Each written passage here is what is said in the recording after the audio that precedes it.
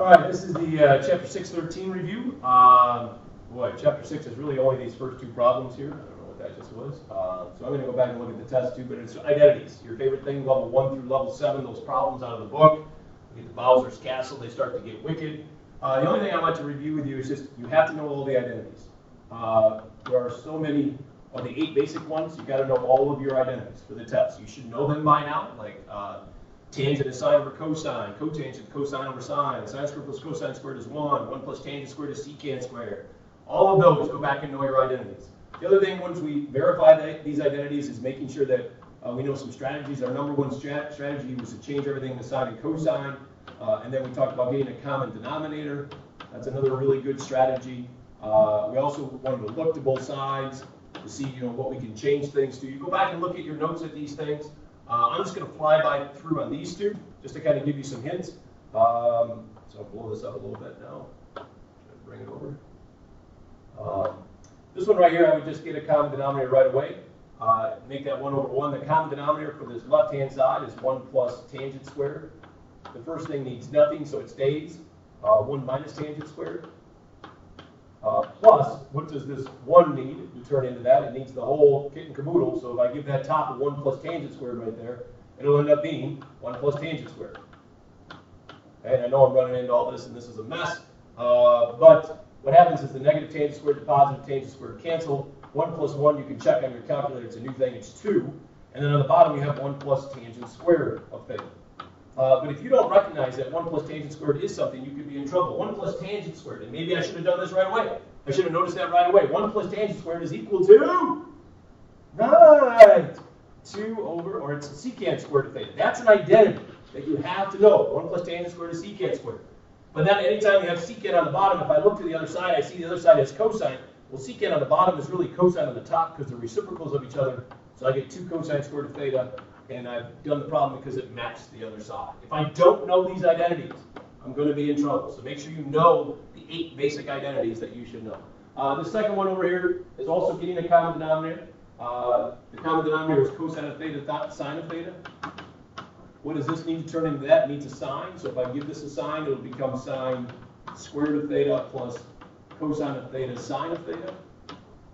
That's probably terrible handwriting. What does this one need to turn in this? It needs a cosine. So if I give that a cosine of theta, be careful of this negative. This negative is going to go into both. So I'm going to get negative sine of theta, cosine of theta. And then that negative will also go over here to this one. So I end up with positive, and then cosine times these two multiplied by each other. Cosine times cosine would be cosine squared of theta. So I end up with positive cosine squared of theta. And then some really good things happen. The positive cosine sine, the negative sine cosine, those cancel because they're exact opposites. Now I'm left with sine squared of theta plus cosine squared of theta. Do you see what I see? Right. Sine squared plus cosine squared is 1. And if you don't see that, you're in trouble. So you have 1 over cosine of theta sine of theta. But that's not what the other side said. The other side says this. But then you have to realize with multiplication, you can rewrite that as 1 over cosine of theta times 1 over sine of theta. And always check if what I just wrote right there, would it equal that? Yes, it would. Okay, if I put a plus in there, it wouldn't work that way. So you got to be careful. But 1 over cosine is actually secant, and 1 over sine is cosecant. So now you just proved it because that's what the other side says. So it's common denominators. Look at those identities. I wouldn't spend too much time on those types of things. But make sure you know your identities. That is the main thing. And the double angle identities are important as well. But those are the only 2 that I had on this review because there was a lot on the Chapter 5-7 review. So I'm also going to look at the test, or one of the tests that was given in this section, just to kind of remember things like inverse trig functions. A big thing in Chapter 6. Inverse tangent of 1. You've got to know your inverse trig functions, and I think I did this in class or even on the other video. Inverse sine is in quadrant 1 and quadrant 4. Inverse tangent is quadrant 1 and quadrant 4. Inverse cosine is the only one that's negative over here. So going back and looking at those, so inverse tangent of 1 is 45 degrees. Well, what quadrant is it in? Since it's positive, we use first quadrant, and then we use radians, so the answer would be 5 or 4. So you want to check out those, look at those types of problems. I think I did this one on the last one. So there were questions like those in the Chapter 5-7 review, which is good. Number 5, I wouldn't worry too much about. Number 6 is an awesome problem, though, to check if you know sum and difference identities, too. This is really an angle. We'll call that like alpha. Remember, inverse trig functions are always just some angles, because inverse trig functions always give you an angle. So this problem simplifies into the sine of a plus b. Well, the sine of a plus b, that's an identity that you should have memorized again.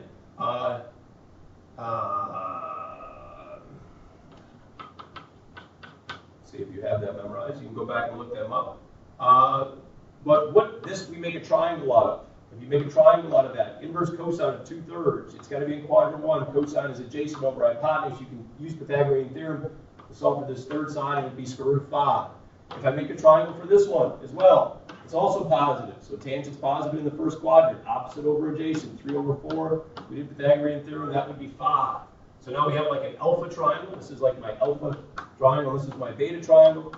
And then we can use the sine of alpha plus beta formula, which is sine A cosine B. Boy, I'm struggling with this. Sine A cosine B, sine's the same, plus cosine of A sine of B.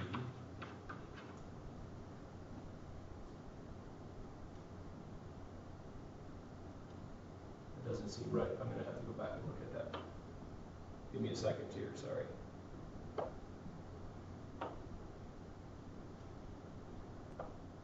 We're back. I do believe that's right. So it's sine of A, and then you just go put them all in there. What is the sine of A? If I look at this triangle, the sine of A is root 5 over 3. What is the cosine of beta? If I go over here, cosine of beta is 4 over 5 times, and then add and continue to go, and then simplify that by multiplying and try to get common denominators and everything like that. All right, so you can finish that one off. Sorry, another interruption there. Let's go to the next page of this test, just to kind of look at things. Remember, you have this test that you can use at any point in time. Just put that up there. Given secant and tangent, find the sine. I mean, this got so many things. We're supposed to find the sine of 2 theta. We're given secant. Remember, trigonometry is study of triangles, so secant being negative. All students take calculus. Secant's really cosine. Cosine's negative in one of these two quadrants. But then this is telling you what quadrant to draw it into. Of those two quadrants, where is tangent positive? It would be here. So therefore, we're going to draw this angle into quadrant 3. Secant of beta is 8, is the reciprocal of cosine. So this would be the 8, this would be the 7, this would be the negative. Use Pythagorean theorem to get this third side, whatever it may be. And then we're supposed to find the sine of 2 theta. Well, what's the sine of 2 theta? It's really 2 sine of theta cosine of theta. And then you just find the sine of theta by looking at your triangle. What if theta is this? We really stand here. Sine of theta, you could get very easily. Cosine of theta, you could get really easy. So this is just supposed to be a power review on all of these things with those, drawing triangles. We did a lot of drawing triangles. Solving trig equations. This is a classic example, number 9. To solve a trig equation, we want to try to get theta alone. But one of the biggest strategies, if you ever have it with 2 different functions, you need the same function. So I have a sine squared and a cosine. I really need the same function in order to solve this thing, or be able to factor it into 2 pieces. But in this case, I need the same function. So I need a way to replace sine squared. Well, you should have memorized. Again, one of the identities is sine squared of theta plus cosine squared of theta equals 1. Well, sine squared can always, if I move this to the other side, sine squared is really 1 minus cosine squared. And I can replace that anytime I want. And this is an excellent opportunity to do that, because this says cosine. I want everything to say cosine. So I'm going to replace this green circle, or red circle now, with 1 minus cosine squared, because I can. So it's negative 2 times 1 minus cosine squared of theta plus 3 cosine of theta equals 0. And now I solve that. I'll distribute that in there to get negative 2 plus 2 cosine squared of theta plus 3 cosine of theta equals 0. I notice that it's a quadratic, so I'm going to keep it equal to 0 and put these in descending order of powers. So it would be 2 cosine squared of theta plus 3 cosine of theta minus 2 equals 0. And then we have strategies to try to factor this. That's how we solve quadratics. So we set up a couple of parentheses. We'll have like a 2 cosine of theta and a cosine of theta. And then we need numbers of negative 2 to somehow get to positive 3. So I like positive 2 here and negative 1 there, and that'll work. And then I set both these pieces equal to 0. I'm running into the next problem. But when does that piece equal 0? If I solve that, I'll get cosine of theta equals 1/2. So where does cosine equal 1/2? Cosine is 1/2 at 60 degrees. Well, what quadrant should I be into? All that kind of good stuff. Because there's going to be 2 answers to this one problem. Where is cosine equal to 1/2? Cosine's positive in quadrants 1 and 4. We said 60 degrees, so it'd be pi over 3 here, and then all the way over here, all students take calculus. With 3 on the bottom there is 5 pi over 3. So we got 5 pi over 3, and pi over 3 is the answer. This one, if I solve it, I'll get cosine of theta equals -2. It's impossible for cosine to be anything outside of 1 to -1, or that range. So this is impossible to solve. So the only answers were pi over 3 and 5 pi over 3. So some good things going on there of trig identities. These were checking to see if you understood the cofunctions. So just a kind of quick review of this. Sine squared of 70 I could rewrite as the cosine squared of 20. You can always change sines and cosines if you do 90 minus their angles. So then you have cosine squared of 20 minus cosine squared of 20. Pretty easy. Okay, so remember the cofunction, same thing for these down here. Oh, a negative on the inside for secant just disappears because it's really a member of Coco the magician for cosine. So secant 10 times secant 10 is secant squared of 10 minus tangent squared of 10. That's not a direct identity, but it's pretty stinking close. We have 1 plus tangent squared of theta equals secant squared of theta. So if you manipulate that, you will get secant squared of theta minus tangent squared of theta equaling 1. So the answer there is 1. Just remembering those identities. Go to the next page. How do you solve this? Using your calculator, or just do inverse trig functions. So theta would equal the inverse sine of that. Verifying, we already talked about those. But chapter 6 was a tough test. I'll go back and look at the test and make sure that you know how to do all those types of problems. You might have to spend a lot of time reviewing those things, especially those identities. Get those on a separate sheet of paper so you can review it the day before the test. All right, come back to the review that you're looking at. The rest of this is chapter 13, which was limits. I'll fly by all of these. I think we know this. The limit as x approaches 2. As we get closer to 2 on the x-axis, what are the y values getting closer to? They're getting closer to 4. So remember, the definition of the limit is as x approaches this number, what is y approaching from both the left and the right? So I think we know limits. If you have questions like piecewise limits, I can't really read what's actually here. Piecewise limits, if we're going to check it, we're going to plug this in, get an answer of 4. We're going to plug this in, get an answer of 3. So that means from the left-hand side, because this says x is less than or equal to 2. So from the left-hand side, the graph is getting closer to 4. This is for greater than 2. So for the right-hand side, the graph is getting closer to 3. If those two numbers do not match, then there is not an actual limit. So the limit here does not exist, as long as this isn't a one-sided limit, but I can't really read the problem. If it was a one-sided limit, if it was a left-handed limit, the answer would be 4. If it was a right-handed limit, the answer would be 3. So going back and looking at limit problems. That was great. How do we calculate limits? Our own strategy is plug it in, but if we plug this in, it doesn't work, so then we try to factor and cancel. So we had all the strategies on how to calculate limits. Go back and look at your notes on those things. So this one we're going to factor and cancel to be able to get it. Number 6, special trig limits. You got to know those. Those would go on your special sheet of paper. I would love for this to say a 2, but it doesn't say a 2. It says a 4.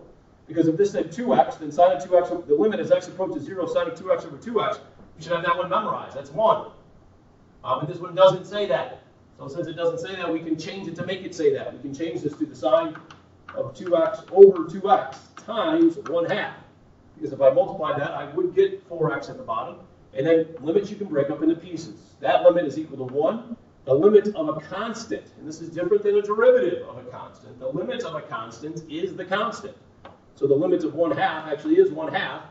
And then, or the limit as x approaches 0, 1/2 is 1/2. So if you multiply those, you end up with 1/2. But make sure you know your special trig limits as well, and be able to manipulate those. That was 6. Let's go on to number 7. Vertical asymptotes, and I think we're pretty good on this. This is one of the more recent things that we have done. But where are their vertical asymptotes? Remember, I hope that says plus right there. If we factor the bottom right here, we'll end up with x plus 3 and x minus 2. And the top still says x plus 3. Anything that factors and cancels means there's a hole. This is a hole at x equals -3. So there's a hole at -3, but this one I couldn't get rid of, and it still makes the bottom equal to 0. That's where the asymptote is. There is an asymptote at x equals whatever makes that equal to 0, which is 2. So there's an asymptote at 2, and there's a hole at -3. This question just asks where is the vertical asymptotes. So the answer would be none of these because it only has an asymptote at 2. There's a hole at -3. Evaluating limits, I'm not going to go through this one either for number 8. But another strategy is multiply by the conjugate of the numerator, and we do that if we see radicals in the numerator. So multiplying by the conjugate, so we multiply by the square root of 5 plus x plus root 5 on both the top and the bottom, and it gets kind of crazy. But that's a strategy. You go back and look at your notes on those. Number 9. Getting a common denominator, multiplying by the reciprocal, getting this thing all cleaned up and ready to go. Because plugging it in doesn't work. Okay, so we got to somehow try to get rid of that. So just get common denominators, multiply by the reciprocal, play with that. This one, you can't really read it too good, or I can't read it up too well on mine. Hopefully yours is, this is the definition of a derivative. You're going to have to know that. The limit is delta x approaches 0, f of x plus delta x minus, you can go back and look at your notes to find out what's going on in those, but that's the definition of a derivative, which was your favorite thing ever. And then, what is wrong with the definition of this one? And I can't really see everything. We didn't do the derivative at a point, so you do not have to worry about number 11. That's using the derivative at a point. So don't worry about 11. And then, where is this not differentiable? Go back and look at your notes. Something is not differentiable at any discontinuity or a sharp turn type of thing. We talked about there's really three things. Any discontinuity, a sharp turn is really, really bad for derivatives, or a vertical tangent. And we won't really have vertical tangents. So where is this not differentiable? Would be at 6. Because it's not continuous at 6, or negative 6, sorry. It's not continuous at negative 6. It's not continuous at negative 4. It's not differentiable at 0 because that's a sharp turn. It's not differentiable at 2 because it's just continuous there, and it's not differentiable at 4. Any type of discontinuity or sharp turn. Where does the limit not exist? Well, at 6, or at negative 6, it doesn't exist because it's going up and down. They don't approach the same one. So negative 6, it does not exist. Negative 4, it doesn't exist because they're not meeting together. At 0, the limit does exist. So this one's okay because they are coming from the left and the right. It's approaching the same number. At 2, there's a break in the graph. No limit. But at 4, there is a limit. Even though there's no derivative there is a limit there because from the left and the right, it's approaching the same number. Remember, limits is from the left and the right, is it approaching the same number? The last one talks about where is it not continuous. Not continuous definitely at negative 6 because there's an asymptote there. Definitely at negative 4 because there's a break. At 0, it is continuous. At 2, it's discontinuous because there's a break in the graph. But at 4, it is discontinuous. There is a hole there. It's discontinuous, but there is a limit there. So that was trying to talk about, the difference between differentiability, a limit existing, and not continuous. If you look at the test, there's some classic example questions on chapter 13 on that. Okay, so that's all in chapter 13. I go back and look at the test. Again, my strong suggestion always is look at the test. Go through those problems because if they were good enough to get on the test, there's a good chance they have a chance of showing up on the final exam. That concludes chapter 13 review. Remember, there is no chapter 14 review because we just covered that, so there won't be a chapter 14